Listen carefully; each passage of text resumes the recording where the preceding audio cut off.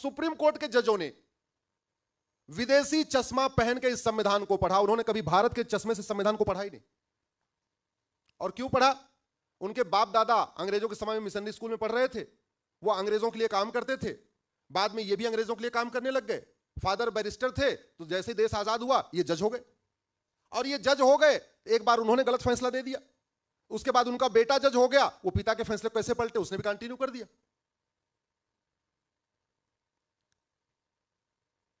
मैं उदाहरण के साथ बताता हूं, आप सारे लोग पढ़े लिखे हैं। भारत का, इसमें कोई लॉ ग्रेजुएट है क्या? कोई वकालत वकालत कर रहा है क्या? नहीं है? अच्छा, कोई बात नहीं, मैंने कहा उसको थोड़ा और क्लैरिटी आ जाएगी। भारत के संविधान का आर्टिकल 27 कहता है रिलीजन को प्रमोट करने के लिए 1 रुपए नहीं खर्च करना। अब याद रखिएगा, धर्म और रिलीजन में अंतर होता है। धर्म और रिलीजन में जमीन आसमान का अंतर होता है। दुर्भाग्यवश कॉन्वेंट एजुकेटेड मिशनरी स्कूल से पढ़े हुए जजों ने धर्म को रिलीजन समझ लिया और रिलीजन को धर्म समझ लिया। सबसे बड़ी समस्या यहीं से शुरू हो गई। जबकि धर्म जोड़ता है और रिलीजन तोड़ता है। मेरी एक PIL चल रही है जिसमें सरकार को नोटिस हुआ है कि सबसे पहले आप धर्म और रिलीजन के अंतर को समझाइए। इस पे 1-2 चैप्टर रखिए स्कूलों में। सभी बच्चों को पता होना चाहिए धर्म क्या और रिलीजन क्या है। सबसे बड़ा ब्लंडर यही है। पीछे मुझे लगता है कुछ यंग जनरेशन बैसी हुई है, ये कुछ 8वीं के बच्चे दिख रहे हैं, कुछ 10वीं के बच्चे दिख रहे हैं, ऐसे लग रहा है कुछ ग्रेजुएशन के भी बच्चे दिख रहे हैं। इनसे पूछो तो इनको मतलब धर्म का मतलब रिलीजन, यही इनको पढ़ाया गया, और रिलीजन का धर्म। अरे भाई, हमारे जो शब्द हैं उनका अगर अंग्रेजी में शब्द नहीं है तो उसको एज इट इज पढ़ो। काहे जबरदस्ती उसमें कोई शब्द ठूस रहे हो? धर्म के लिए अंग्रेजी में कोई शब्द नहीं है, ब्रह्म के लिए अंग्रेजी में कोई शब्द नहीं है, योग के लिए अंग्रेजी में कोई शब्द नहीं है, गृहिणी के लिए अंग्रेजी में कोई शब्द नहीं है। हमारे पास एक शब्द है गृहिणी। हम अपनी माता को, अपनी पत्नी को क्या कहते हैं? गृहिणी। क्यों कहते हैं? गृह मतलब घर और ऋणी मतलब ऋणी होना। जिसका पूरा परिवार ऋणी हो उसको क्या कहते हैं? गृहिणी। ऐसा शब्द अंग्रेजी में है क्या? नहीं। अब जबरदस्ती गृहिणी को हाउसवाइफ बता रहे। अगर हाउस की वाइफ अलग है फिर ऑफिस की वाइफ अलग। क्या तमाशा कर रखा है? अरे गृहिणी को गृहिणी पढ़ाओ भाई। गृहिणी को हाउसवाइफ क्यों बता रहे हो? मैम क्यों बता रहे हो? मैडम क्यों बता रहे हो?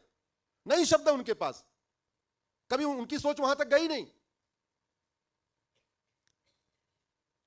हजारों ऐसे शब्द हैं जिसका अंग्रेजी में शब्द ही नहीं है। क्यों? उसका 2 कारण है।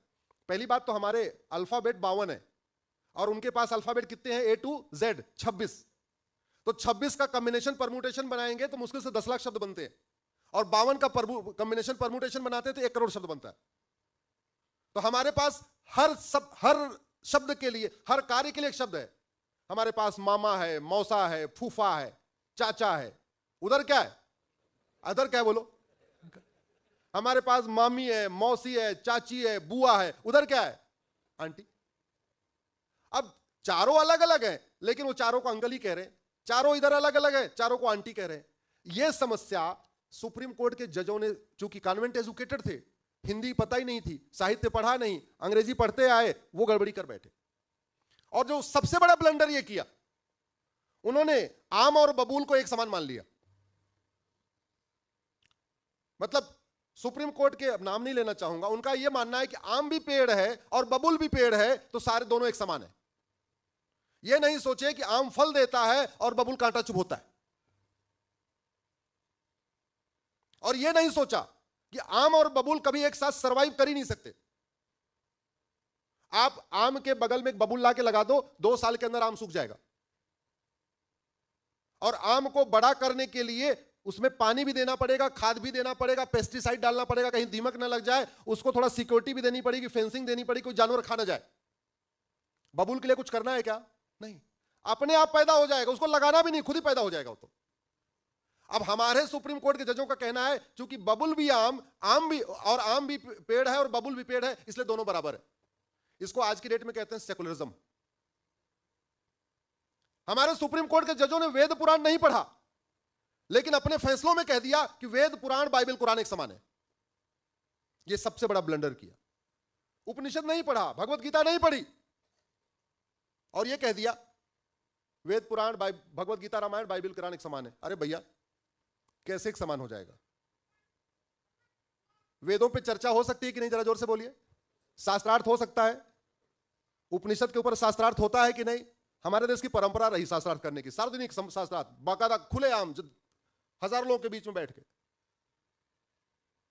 भगवत गीता पे शास्त्रार्थ हो सकता है कि नहीं? तर्क वितर्क हो सकता है कि नहीं? रामायण पे तो रोज हो ही रहा है, मनुस्मृति पे तो रोज हो रहा है। रामायण में एक चौपाई है, ढोल गंवार शूद्र पर सुनारी, देखो जब देखो तब चर्चा शुरू हो जाती है। इसका ये मतलब है कि ये मतलब आप कुरान के ऊपर शास्त्रार्थ तर्क कर सकते हैं क्या? जोर से बोलिए जरा, गला काट दिया जाएगा। बाइबल के ऊपर तर्क कर सकते हैं क्या? गला काट दिया जाएगा। हमारे यहां अनपढ़ अनाड़ी भी कह सकता है कि पृथ्वी गोल है। उधर पढ़े लिखे वैज्ञानिक भी कभी पब्लिकली ये नहीं कह सकते कि पृथ्वी गोल है। अनपढ़ अनाड़ी छोड़ दीजिए, पढ़े लिखे वैज्ञानिक बीटेक एमटेक पीएचडी कभी पब्लिकली ये कह ही नहीं सकते कि पृथ्वी गोल है। क्यों? क्योंकि क्या पढ़ाया गया? चपटी है। जानते हैं गोल है फिर भी नहीं बोलेंगे। ये डिफरेंस है। और हमारे सुप्रीम कोर्ट के जजों ने कह दिया नहीं नहीं नहीं नहीं, धर्म और रिलीजन एक ही बात है, वेद पुराण बाइबल कुरान एक ही समान है, यानी आम और बबुल का पेड़ एक जैसा है। उन्होंने कभी सोचा ही नहीं कि ये फल देता हो कांटा देता है। आर्टिकल 27 कहता है कि रिलीजन को प्रमोट करने के लिए 1 रुपया नहीं खर्च करना। आर्टिकल 28 कहता है कोई भी रिलीजियस किताब नहीं पढ़ाना। आर्टिकल 30 कहता है कि भारत में सभी लोगों को, वो माइनॉरिटी हो या मेजॉरिटी, अपना स्कूल खोलने का अधिकार है। Education institution, religious education institution नहीं। कौन सा इंस्टीट्यूशन? Education institution. मतलब इंजीनियरिंग कॉलेज खोल लो, लॉ कॉलेज खोल लो, मेडिकल कॉलेज खोल लो, 10वीं का स्कूल खोल लो, 12वीं का स्कूल खोल लो। लेकिन मदरसा बोर्ड बन गया, मदरसे की डिग्रियां वैलिड हो गई, मदरसे की डिग्रियां लेके लोग सरकारी नौकरी पाने लग गए। और संविधान का आर्टिकल 27 कहता है रिलीजन के प्रमोशन में 1 रुपया नहीं खर्च करना, 28 कहता है कोई रिलीजियस इंस्ट्रक्शन नहीं देना, और 30 कहता है कि नहीं पढ़ाना नहीं। आज ये चर्चा मैंने इसलिए छोड़ा कि कल ही बाबा साहब अम्बेडकर का उनकी जयंती है। आशा करता हूं कम से कम देश के जजेस, देश के बुद्धिजीवी, देश के लेखक, देश के पत्रकार, देश के कलमकार, यूनिवर्सिटी के जो प्रोफेसर्स, वाइस चांसलर एक बार संविधान का आर्टिकल 27, 28, 29, 30 ठीक से पढ़ेंगे। और ये चर्चा मैंने इसलिए किया कि आप देख लीजिए जहां जहां मदरसा है वहां वहां अशांति है। अफगानिस्तान में हम खत्म हो गए मदरसों के जिहाद के कारण, पाकिस्तान में हम खत्म हो गए मदरसों के जिहाद के कारण, बांग्लादेश में हम खत्म हो गए मदरसों के जिहाद के कारण, पश्चिम बंगाल के मुर्शिदाबाद से पलायन कर रहे हैं पिछले 2 दिन से मदरसों की नफरती शिक्षा के कारण, मजहबी शिक्षा के कारण। तो क्या जो भारत का संविधान का प्रियम्बल कहता है देश की एकता अखंडता मजबूत करना है, भाईचारा बढ़ाना है, वो मदरसा खोलने की परमिशन दे सकता है क्या? ये तो कॉमन सेंस वाली बात है, नहीं दे सकता। और फिर भी दिए जा रहे हैं, दिए जा रहे हैं, दिए जा रहे हैं। और सबसे आश्चर्य की बात,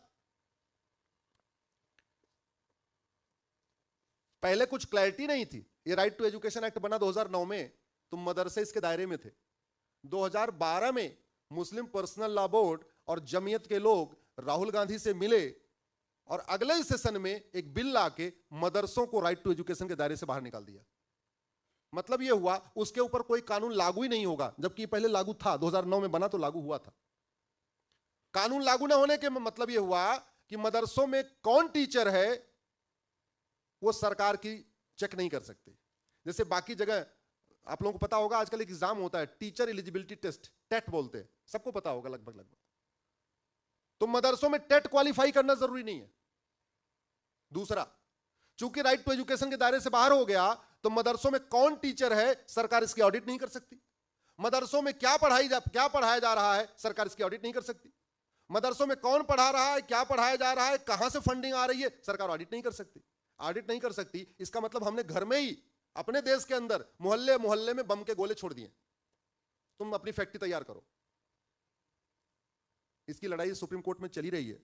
एक जो दूसरा सबसे बड़ा समस्या हुआ, 1992 में कानून बनाया, नाम है इसका माइनॉरिटी कमीशन एक्ट।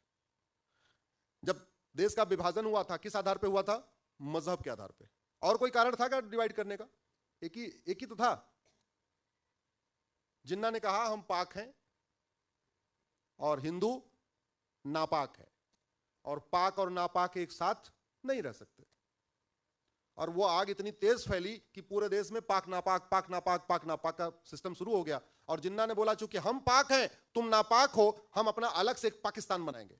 पाकिस्तान का मतलब पाक स्थान, पवित्र स्थान। पाक का मतलब पवित्र होता है। कितना पवित्र है अलग बात है, रोज वहां बम धमाके हो रहे हैं। तो जब भारत का संविधान बना तो संविधान निर्माताओं ने, खासतौर पे सरदार पटेल ने 23 अगस्त 1948 को संविधान सभा में कहा, अब मजहब के आधार पे यहां कुछ नहीं चलेगा, मजहब के आधार पे कोई रियायत नहीं मिलेगी, अभी भी मौका है, जिसको जाना चाहे चला जाए। 23 अगस्त 1948 का संविधान सभा में सरदार पटेल का यह संबोधन है बाकायदा। उस समय कुछ लोग रियायत मांग रहे थे, बोला ना, हो गया, बंटवारा हो गया, अब कोई रियायत नहीं मिलेगी।